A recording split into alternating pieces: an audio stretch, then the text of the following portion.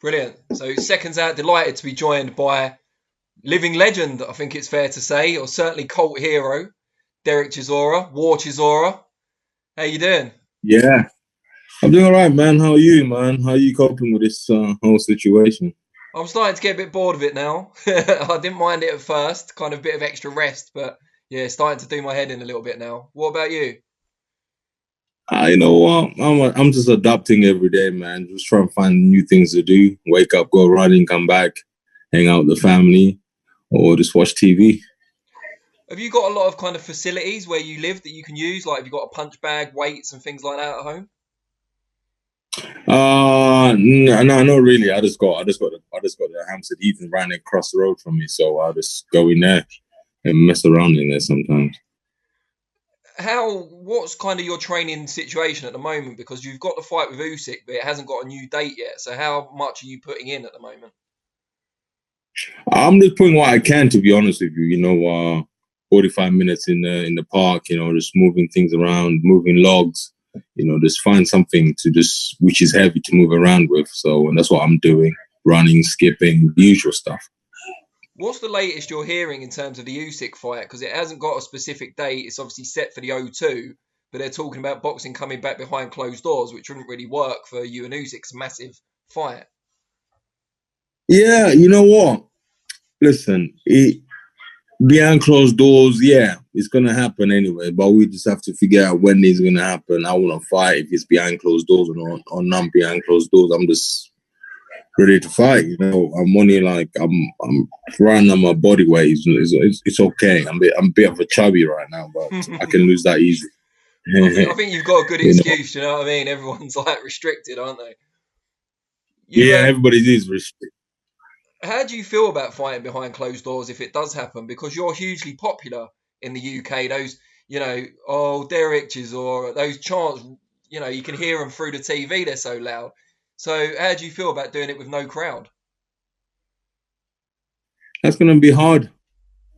You have to find motivation somewhere. I think we have to adapt to this situation. So I figure out like if we do behind closed doors, I think we'll have more like a recording of like the fans in the arena. During the fight time, I think we'll try and make with Sky to play sound effects of the people in the crowd. Chanting names. Singing songs. To just get it buzzing.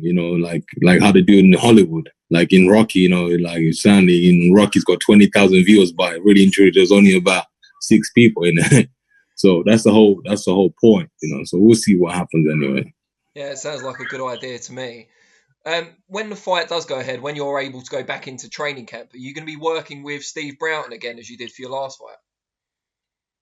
Oh no, Steve Brown is no longer with us. He's not in a bad way, but he's moved on. He's got another situation going on.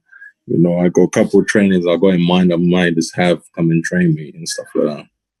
Because you've had a few trainers in your career now, are you easy to train? Are you easy to kind of work with? Boxing is so easy. When you've been in the game like myself, you can just get someone and you just sit down with somebody and tell them, listen, this is what we want. Like David sits down with them and tell them, okay, we find this guy, so this is the shots we need to be practicing every day. And then it gets a bit boring, and that's what we do. Everything else for me just comes natural because I've learned it from the last 10 years of my career, basically. So when I'm in the ring, I can just do what I've been taught time ago and put the new stuff I'm learning now. So it's okay. The past run of fights that you've had, including Takam, David Price, destroying Artur Spilka, which a lot of people thought would be a hard fight for you because he's a southpaw. Is this the best run of your career? Yeah, you know what? I give all the victory to Almighty Jesus Christ, because at one point in Monaco, I thought I was done, and I was like, I have to come back and change certain things in my life. And then one of the things I did most was being born again and start going to church a lot. And I think that saved me. And then that started opening so many paths for me, if you hear Muhammad Ali saying, listen, those points I was training so hard every day, doing everything right. But there's one thing missing, him praying. And then he's lost a couple of fights. And then he went back from losing fights by first praying before he walks in the ring or before he does everything in his life. And that's just opened so many gateways for him, like, by being a great fighter. So I do that implement of like myself. I have to give myself to the Almighty Jesus Christ, and so I can be a better man in myself and training wise. So I enjoyed it. That's one of the things which changed my life basically. With that in mind, have you kind of missed going to church while all this has been going on? Is it left a bit of a void? Oh man, church is on Zoom now. Just put Zoom in your pajamas and you're at church already, man. Maybe it's better that way. I don't know. Yeah, it's better. You don't have to give up your fees anyway, so which is good. Yeah, no collection plate. Yeah, I like it. No collection plate. Yeah. What do you make of Usyk as a fighter? We know he's excellent at cruiserweight, but what do you make of him coming up to your weight class? Listen, Usyk is a fox, and he's a fox. You know, he's very good, man. The guy's unbelievable. You know, I think at the time I just have to bite my gum shield and just go with it. Yeah, I mean, that seems to have worked out pretty well for you so far, and we don't know if he can deal with someone of your size with your work rate and skills at heavyweight. We don't know, but he must know something I don't know. So, you know what?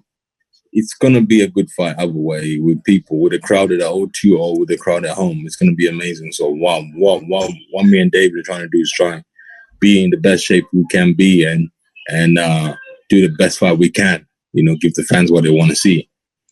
And Usyk's #1 contender for the heavyweight title, obviously with the WBO. Should you beat him, would you expect to inherit that title shot and you'd be next in line? Well, that, if that's possible. But you know what? I always say this before. You know, fights sometimes don't have to have a title behind them to be good fights. You know, it can be like two guys just fighting for no reason, but they're just fighting for the passion of boxing. So for me, I don't really care, to be honest with you. I just want to fight Usyk, beat Usyk, and see where I am in the rankings. There's always been questions about whether you and Anthony Joshua would actually fight, because you're both former Finchley Boxing Club boys. He has said in the past he really looked up to you when he was getting into boxing. Is that a fight that would ever happen? Money talks. Yeah, it's true. Let's see it. I think AJ will be happy to do it, you know, because everything is in AJ's driving seat. You know, if he wants to do it, he'll do it. If he don't want to do it, he won't do it. Everything is up to AJ. Looking at AJ and seeing that he used to look up to you as a kid and where he is now, it must really like underline to you how long you've been involved in boxing. It's kind of been most of your life. Yeah, you know, because I remember when I walked in Finchley and I see AJ, he was the first guy there, you know, in the gym before they opened the gym, to be honest, at the doors. And then he was sitting in the dressing room, and then he was the last guy to leave. So I knew exactly he was going to go further than everybody thought he would. And he's a great athlete in himself, you know, and plus what he's done for boxing, him and Eddie and Sky, they've like produced so much money in boxing now, which is unbelievable for everybody, you know, because remember when Vladimir and Vitaly had it, there was not much money for everybody in it because the brothers were keeping it to themselves. But AJ now is come in the game. He's just put massive injection in the game in like proper money. You know, people are falling in love with boxing. People didn't love boxing anymore. Like for the last 10 years, they've like come back in boxing because they love what's happening. And then you got the Gypsy King with Deontay Wilder, Dylan White. So, you know, boxing is peak right now and we're loving it. You've had a lot of controversial moments in your past. For a long time, you were kind of the man people love to hate. But at this stage of your career, you've become a bit of a hero. You're very popular now. Do you prefer it that way? Do you like being liked? I don't know. Depends what mood I'm in. Depends. But you know what? I think what happened was the fans back, like we're talking about a couple of time ago, the fans wanted a fighter who can box and don't talk crap. But I was talking crap and I was fighting. They didn't like that. And they realized, hold on, if we pay money to go watch this guy, he's going to give us a good fight either way. So, you know, I'd rather get back behind him and stuff like that. And I do that. You know, I like to get in the ring and fight. You know, I always say this, I can't box. You know, boxing for me is not my thing, but I know how to fight. I think you're being a bit hard on yourself. You don't win an ABA title if you can't box. And you know, we've seen you box as a pro as well. You've got good head movement. Your footwork's pretty good. Your punch selection's good. You can box a bit. Do you know what I mean? You're not like an uneducated slugger. That's exactly why I am. I like to slug. I think you just like people underestimating you and expecting you to just be a brawler. That's the whole point. Yeah, I like to be a brawler. I like to go in and look for a fight. And do you feel you've mellowed a bit as you've got older? I think being a father of 2 girls, I think you have to. How are you finding fatherhood? Because it comes with its own challenges. You know what? Yeah, it comes with your own challenges, but you know what? To be honest, I don't do most work anyway. I just leave it to the other half. And you've got a farm, is that right? I used to live on a farm, but I don't live on a farm anymore. Yeah, I wish I was there right now in this quarantine. To be honest with you. Why did you give it up? Because the other half wanted to move into Hampstead, so now I'm back in North London. Oh, bollocks. Yeah, exactly, oh dear.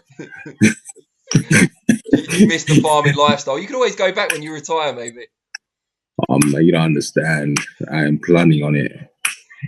Do you ever think about retirement? Because you're still in great form in your career, so it's probably hard to. Hey, listen, you know what? I'm sorry to say this, man, on your broadcast, but I always say retirement is for pussies, man. I don't want to retire yet. I'll retire when God tells me it's time to retire. When I kneel down and I see the signs, and I'm like, okay, it's time. But for me right now, I'm at it. What are the remaining ambitions? Obviously, a world title's got to be won, but apart from that, are there any boxes you still want to tick? Just want to give good fights. I just want to get in the ring, fight and fight and fight. I still love going training. You know, I still love doing all the runs, the sprints, everything I'm given. I like to beat my own records and stuff like that. I still love it. I just want to keep fighting. That's it. Brilliant. And just before I let you go, any message for your fans out there that just want to know how Dereck Chisora is getting on in isolation? Yeah, man. So anything for you fans out there, you know, I figure out because sooner or later the government's going to let us go out and about. So I figure out I made a couple, like almost like 50,000 of this mask. So I'm going to be giving them away for free anyway. So you can DM me. I got the War Chisora Union jackets all coming. They're coming out. So I'll be giving them out for free for those fans out there. So you can roll, you know, on the train in style, you know, and go to a restaurant in style, representing. Brilliant. Well, soon boxing will be back soon anyway. Good stuff. Well, really appreciate your time. I'm glad we got to do this. And thank you can't very wait much to see you when boxing's back. Oh, thanks, brother. Thank you very much. Take care, Del. Appreciate it. Bye. Bye.